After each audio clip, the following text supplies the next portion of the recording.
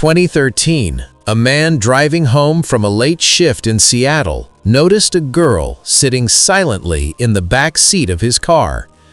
The strange part, he hadn't picked anyone up. And when he looked again, the seat was empty. Jason Lee, 34, worked at a 24-hour diner near downtown Seattle. On this particular Thursday night, he was driving home on the rain-soaked streets after his shift ended at 11:30 p.m.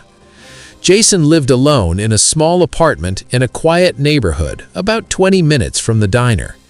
He was used to driving late at night, often seeing homeless people or drunk pedestrians, but nothing unusual had ever happened to him before. Around 12:05 a.m., while approaching a dimly lit intersection, Jason felt a sudden chill in the car. Then he noticed movement in the rear-view mirror. A young girl, maybe 7 or 8, was sitting quietly in the back seat, staring at him. She wore a faded yellow raincoat, even though it hadn't rained at that spot for hours.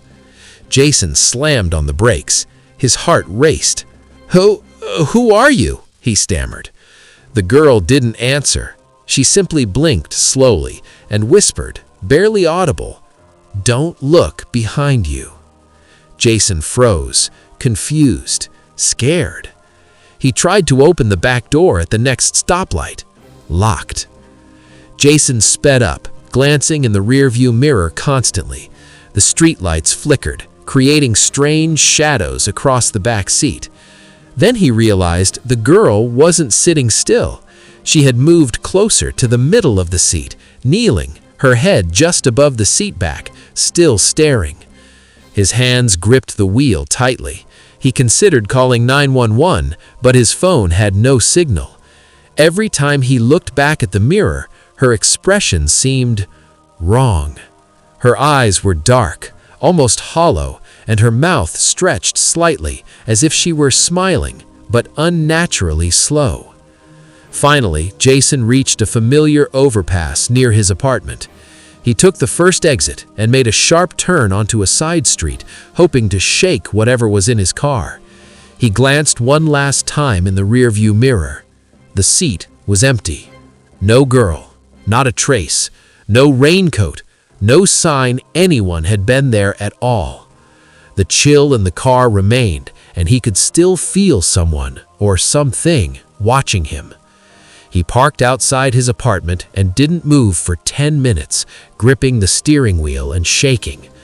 When he finally entered the apartment, he checked the back seat again. Nothing. Jason never saw her again. But over the next week, Jason reported several sightings in Seattle of a similar girl in a yellow raincoat appearing in parked cars or walking along empty streets at night. Local urban legends suggested she was the spirit of a child who had died in a car accident on those streets years ago. Jason changed his route home for months, never driving the same streets at night. One night, weeks later, Jason received a text from an unknown number. It simply read, "Thanks for letting me ride." No reply, no number registered.